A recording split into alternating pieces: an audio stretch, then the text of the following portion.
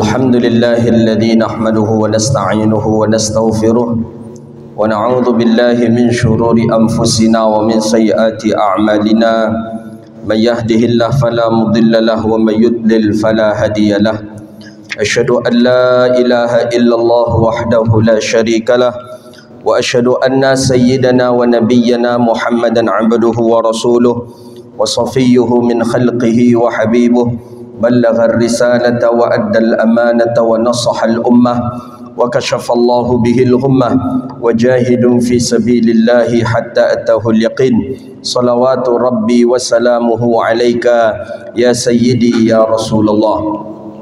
اللهم صل على سيدنا محمد الفاتح لما أغلق والخاتم لما سبق ناصر الحق بالحق والهادي إلى صراطك المستقيم صلى الله عليه وعلى آله وصحبه حق قدره ومقداره العظيم. اللهم بك أصبحنا وبك نحيا وبك نموت وإليك النشور. أصبحنا على فطرة الإسلام وعلى كلمة الإخلاص وعلى دين نبينا محمد صلى الله عليه وسلم. رضينا بالله ربا وبالإسلام دينا وبمحمد صلى الله عليه وسلم نبيا ورسولا. أما بعد. Puja dan puji syukur kepada Allah. Alhamdulillah, Allah izinkan kita untuk duduk di rumah Allah ini untuk melaksanakan salat fardu subuh berjamaah, kemudian dilanjutkan dengan majlis ilmu. Mudah-mudahan yang kita lakukan hari ini diterima oleh Allah Subhanahu wa taala dan diberi pahala dengan pahala yang berlipat ganda. Amin ya rabbal alamin. Salawat dan salam kepada Nabi yang agung, Nabi yang mulia, Sayyidina Rasulullah Muhammadun sallallahu alaihi wasallam. Allahumma salli wa sallim ala Sayyidina Muhammadin wa ala alihi wa sahbihi ajma'in. Salawatu Rabbi wa salamuhu alaika ya Sayyidi wa ya Habibi ya Rasulullah. Bapak Ibu hadirin yang dirahmati Allah Subhanahu wa taala, lanjutan kajian kita kitab Muwatta'ul Imam Malik rahimahullah fi amal tayammum, lanjutan daripada masalah tayammum. Pembahasan kita kemarin adalah bahawa seseorang yang bertayammum itu mesti disyaratkan boleh dia bertayammum apabila waktu salat sudah masuk. Itu kemarin hadis yang kita baca terakhir, bahawa waktu salat sudah masuk maka baru boleh dia bertayammum. Jika waktu salat belum masuk maka dia tidak dibolehkan untuk melaksanakan tayammum.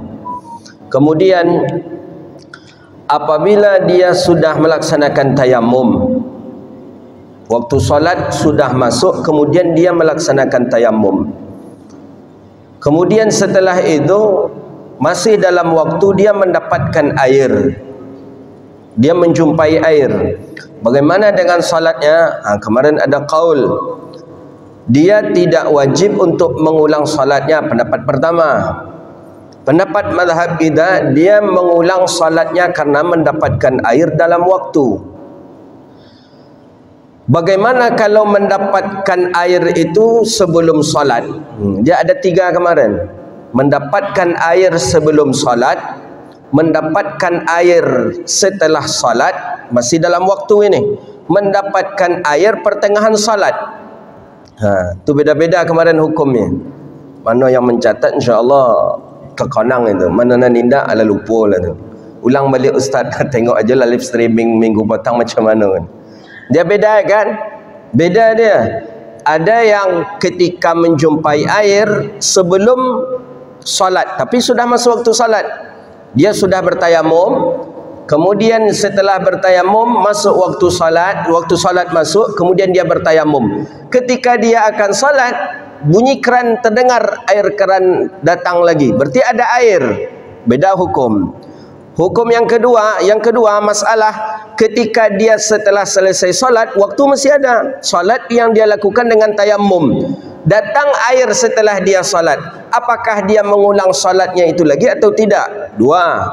Yang ketiga, ketika dia salat datang air, dia bertayamum, setelah dia tayamum dia salat, pertengahan salat ada air. Bukti ada air, mungkin terdengar keran yang terbuka tadi kehabisan air.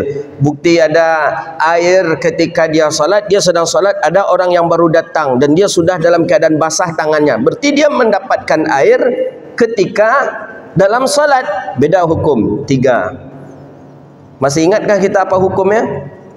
Masih, kalau masih tidak diulang balik. Beda kan?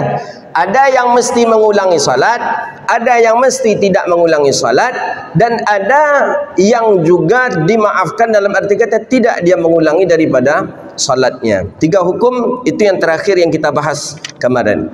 Hari ini masuk kita ke pembahasan rukun daripada tayammum.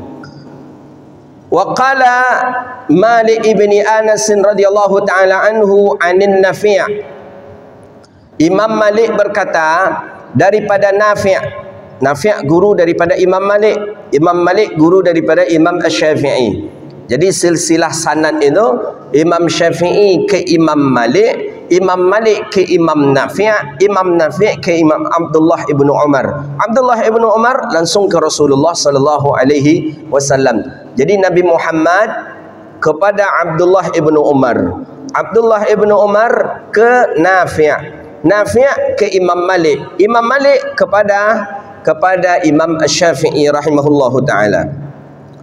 Qala, kata Imam Malik dan dari Nafi' annahu aqbala wa huwa wa Abdullah ibn Umar min Jarf.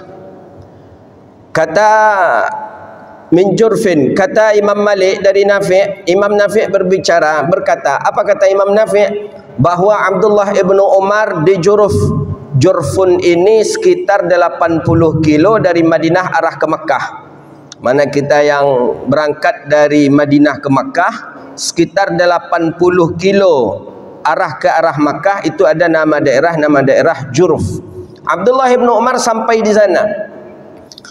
Hatta kana bil Mirbat, sampai ke daerah Jurf. Di daerah Jurf itu ada Mirbat namanya, nama daerah. Fanazala Abdullah ibnu Umar. Abdullah ibnu Umar turun daripada tunggangan kudanya, turun daripada keledainya. Fatayammam sa'idan tayyiba, dia bertayamum, berarti air tak ada, bertayamumlah daripada Abdullah ibnu Umar dengan sa'idan tayyiba, dengan memakai tanah yang bercampur dengan debu. Famasaha, kita baca hadis dulu. Famasaha biwajhihi, kemudian menyapu, biwajhihi dengan dua wajah, biwajhihi dengan wajahnya, wayadaihi dengan dua tangannya, ilal mirfaqaini sampai mata siku. Dia sapu wajah, dia sapu tangan sampai siku. Summa shalla, kemudian salatlah Abdullah ibnu Umar. Ini hadis, sampai situ hadis. Kita ulangi. Kata Nafi' bahwa Abdullah ibnu Umar, aku menjumpai Abdullah ibnu Umar ketika beliau sampai di Jurfun, kemudian sampai di Mirbat, beliau turun daripada tunggangan kudanya. Beliau bertayamum bin sa'idan tayyiba, dengan tanah yang ada debunya. Famasaha wajhi, kemudian beliau sapu wajahnya, wa yadaihi, kemudian dua tangannya, thumma shalla, kemudian salat. Apa kata ulama? Hadis ini salah satu dalil bahwa orang boleh bertayamum apabila dia musafir. Itu dia. Kalau hadir, kalau kita di rumah kita, ada kaul mengatakan tidak boleh dia bertayamum kecuali karena uzur saja. Uzur itu apa? Uzurnya uzur syar'i. Mana uzur syar'i ketika di rumah boleh bertayamum? Ketika orang sakit yang tak dibolehkan oleh dokter terkena air, baru boleh dia bertayamum di rumahnya. Ketika dia tidak ada uzur, kemudian dia bertayamum juga di rumahnya, maka menurut qaul mengatakan la yusalli, tidak sah tayamumnya itu dia jadikan untuk salat. Karena bagaimanapun riwayat-riwayat secara pasti menjelaskan tayamum dibolehkan ketika adanya musafir. Jadi kalau kita bertayamum di rumah sakit boleh Ustaz, karena ada ilatnya. Apa ilatnya? Karena tak boleh oleh dokter untuk kita terkena air, boleh tayamum. Tapi kalau tidak ada uzur syar'i, maka qaul Imam Abi Hanifah begitu juga, kemudian menurut ba'dal Hanabilah begitu juga, la yubahi illa fis safar, tak dibolehkan bertayamum kecuali pada keadaan musafir. Musafirnya itu musafir tawil, musafir yang panjang. Dia ada safir ini safir qasir, ada safir tawil. Ada safar yang panjang. Mana safar yang panjang? Safar yang membolehkan mengqasar salat 86 kilo.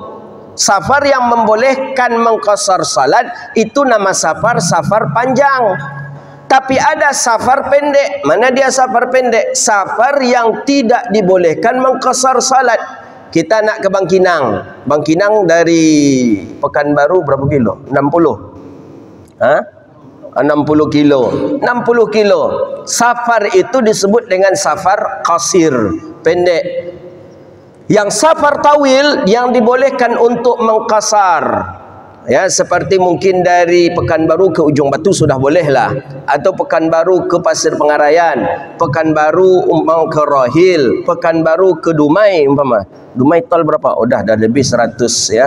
Boleh. Daripada itu yang disebut dengan safar tawil. Yang safar tawil itu yang dibolehkan untuk bertayamum. Adapun safar qasir menurut qila itu tidak dibolehkan bertayamum. Famasa biwajhin. Kemudian Abdullah ibnu Umar menyapu wajahnya. Ini salah satu rukun daripada rukun tayamum, bahwa seseorang apabila dia bertayamum, dia mesti menyapu wajahnya. Sapu wajah ni apakah menyapu dengan memakai alat, maksudnya mungkin sapu, atau mungkin apa namanya itu, mungkin dengan mandil, sapu tangan apa? Bukan. Sapu maksudnya sebenarnya adalah biyadih. Kenapa dikatakan dengan sapu? Karena tidak memakai air. Apabila memakai air dan airnya itu sailil ma', maka itu disebut dengan membasuh. Maka menyapu itu dengan sekedarnya saja, tipis, itu sapu. Maka ketika dalam ayat itu kan disebutkan menyapu kepala, apa katanya? Idza kumtum ila salati faghsilu wujuhakum wa aydiyakum ilal marafiq. Setelah itu apa? Wamsahu bi ru'usikum wa arjulakum ilal ka'bain.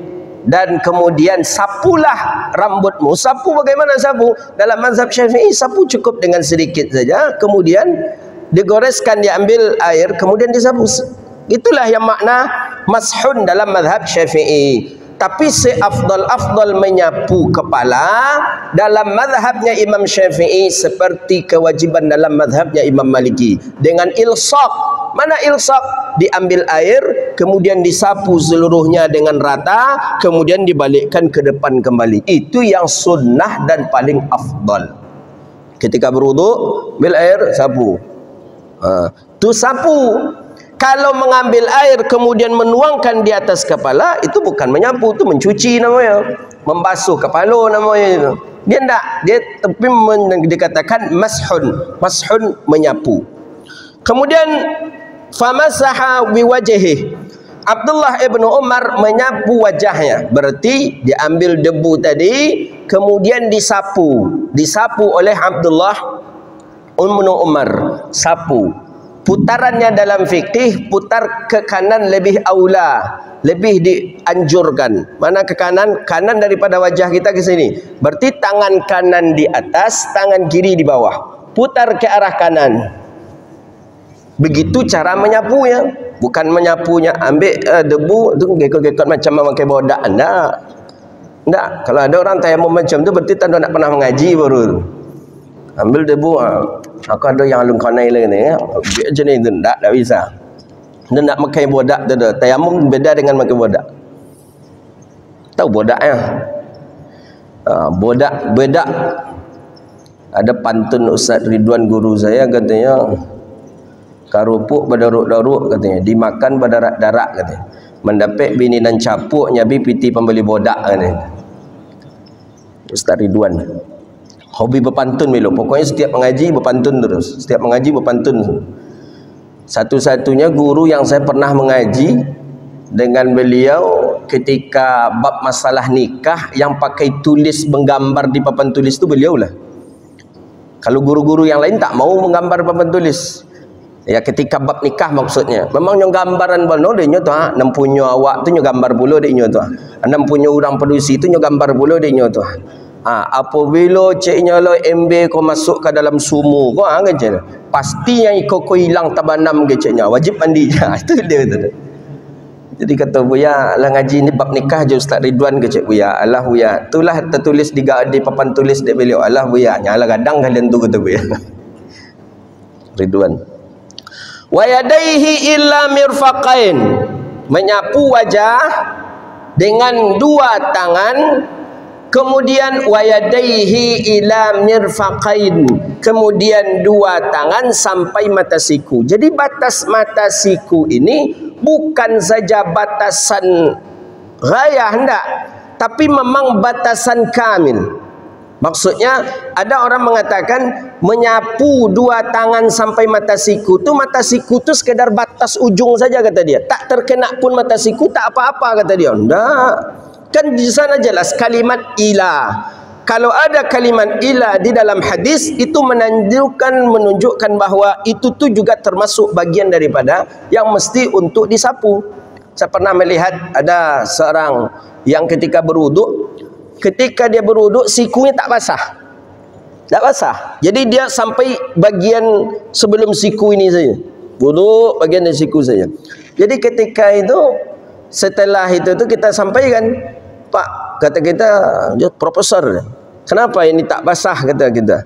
Kenapa ini tak basah? Siku ni mesti basah. Ini kan oh enggak, siku tu enggak wajib basah katanya. Mirfaqain dalam ayat tu kan sebatas batasan saja, ghayah kata dia. Batasan saja kata dia. Bukan sebagai hal yang harus yang harus dibasuh lah, begitu maksud dia. Jadi sebelum siku itu pun tidak apa-apa kata dia. Padahal dalam hadis jelas kalimat ila mirfaqain, bahawa siku mesti terkena oleh debu, siku mesti terkena oleh air ketika kita berwuduk. Jadi tak bisa sampai sini saja, tak bisa, mesti harus sampai ke siku. Bahkan dalam mazhabnya Imam Ahmad bin Hanbal, berwuduk itu dianjurkan sampai ke bagian katif. Katif mana? Bagian daripada ketiak, bagian daripada pundak, mesti basuh. Makanya orang mazhab Hambali itu berwuduk dengan membuka baju lebih banyak daripada mereka. Kenapa? Karena ini tak bisa dibuka sampai bagian ketiak. Jadi mereka membuka baju karena akan membasuh sampai ke bagian ketiaknya. Itu orang-orang mazhabnya Imam Hambali, mazhabnya Imam Ahmad ibni Hanbal. Ila mirfaqain. Jadi Abdullah ibnu Umar menyapu kedua tangannya, kemudian Abdullah ibnu Umar salat. Begitu dia.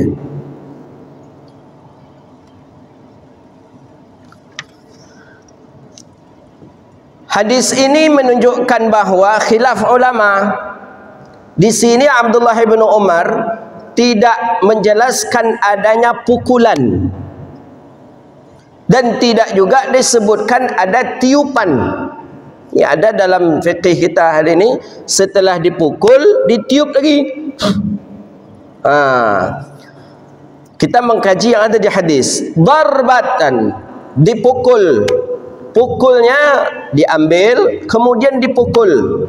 Khilaf ulama dalam memukul ini.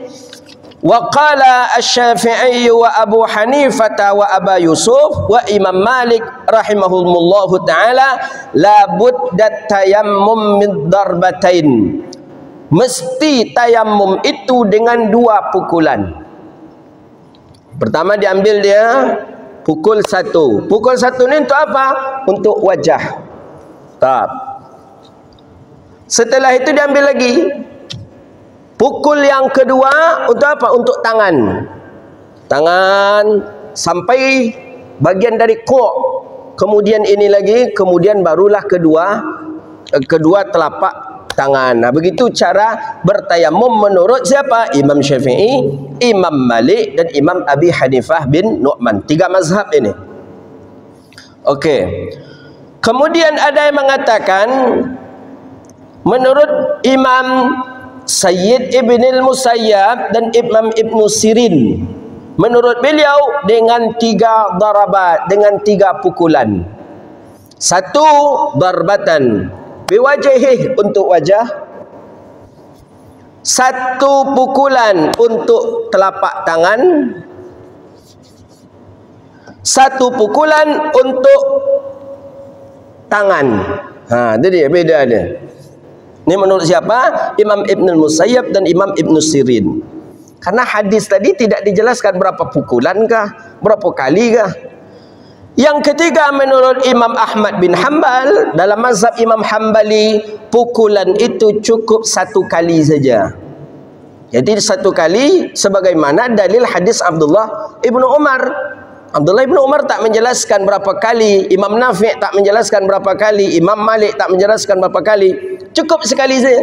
Diambil tanah yang bercampur debu, dipukul sekali, langsung daripada atas ke bawah, kemudian langsung dengan tangannya, kemudian selesai. Menurut siapa itu? Menurut Imam Ahmad bin Hanbal. Lomak je ni kan, kalau macam tu tayamum sekali aja kita pukul dah selesai, pakai wajah dengan tangan kita. Imam Malik membedakan, kata Imam Malik yang wajibnya memang 1 kali. Adapun pukulan yang kedua itu hukumnya sunnah. Ini menurut Imam Malik. Tapi menurut Imam kita Syafi'i, dalam mazhab kita Syafi'i, mesti ada 2 pukulan. Pukulan pertama untuk wajah, kemudian untuk wajah. Setelah itu pukulan yang kedua untuk tangan. Itulah yang mesti dilakukan ketika seseorang melaksanakan tayamum. Apakah tayamum ini disunatkan dengan 3 kali seperti wuduk apa tidak? Wa ammalit tayamum, dan adapun untuk tayamum, maka tidak disunnahkanlah ia dengan 3 kali. Jadi kalau tayamum tak disunahkan. Untuk wuduk baru disunahkan 3 kali. Wuduk disunahkan 3 kali, wajah 3 kali, tangan 3 kali. Tapi kalau tayamum tidak disunahkan dia dengan 3 kali. Mandi macam 3, mandi disunahkan 3 kali. Tak ada.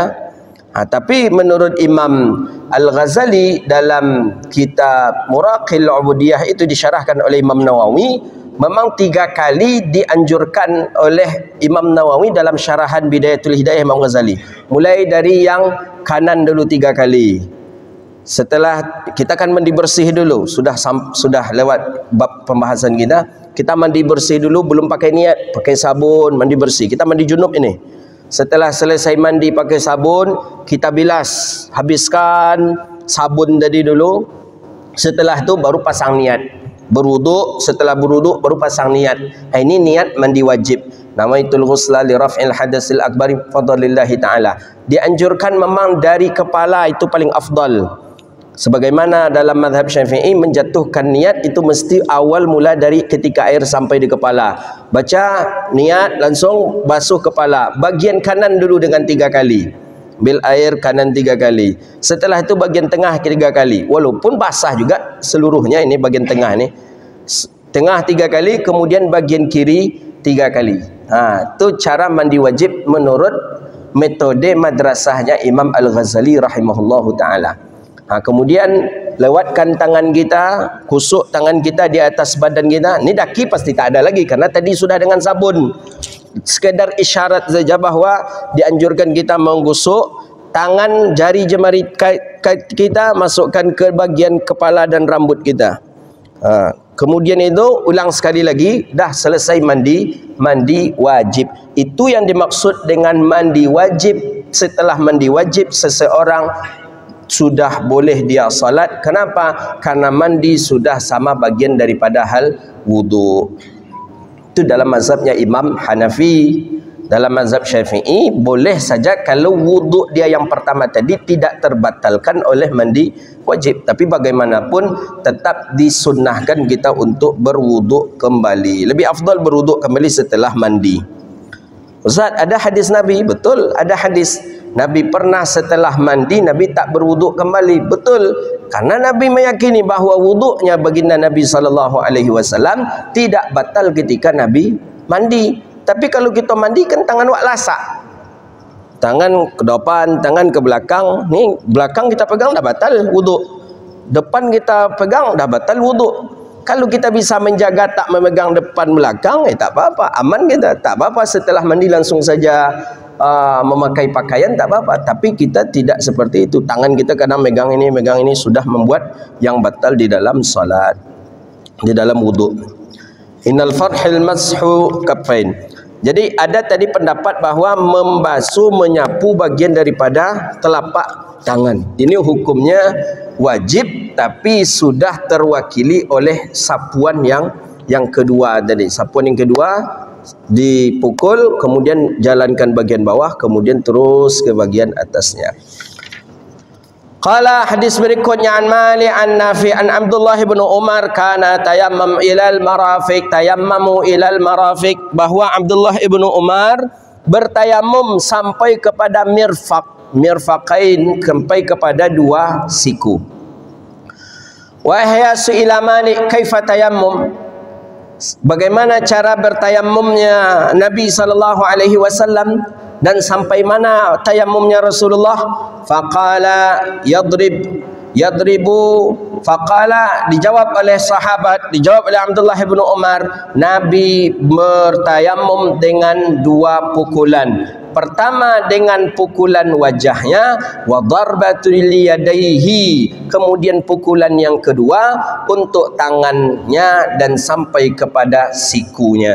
Jadi selesai pembahasan bahawa tayamum cukup dengan dua pukulan. Pukulan dengan wajah, maksudnya pukulan tanah tadi, maksudnya bercampur debu dengan wajah. Kemudian pukulan yang kedua dengan tangan sampai ke siku. Kita lanjutkan sedikit lagi. Bagaimana dengan orang yang junub? Apakah boleh dia bertayamum? Dia mesti mandi, air tak ada. Dia mesti mandi, air setelah dicari tak ada. Kan baru boleh seseorang itu melakukan tayamum itu kan ketika dia sudah berusaha mencari air. Cari air ke sana tak ada. Kalau dalam mazhab Syafi'i, saking ketatnya mazhab Syafi'i, mesti mencari air ke kampung terdekat.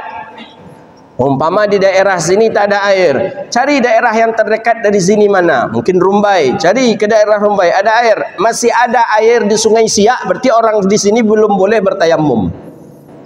Macam itu kita. Makanya tidak mudah sebenarnya bab tayamum ini untuk kita amalkan. Berat dia, banyak syaratnya. Mesti harus ada usaha mencari air, harus memang mendapatkan air dulu. Ketika tak ada, barulah kita melaksanakan tayamum.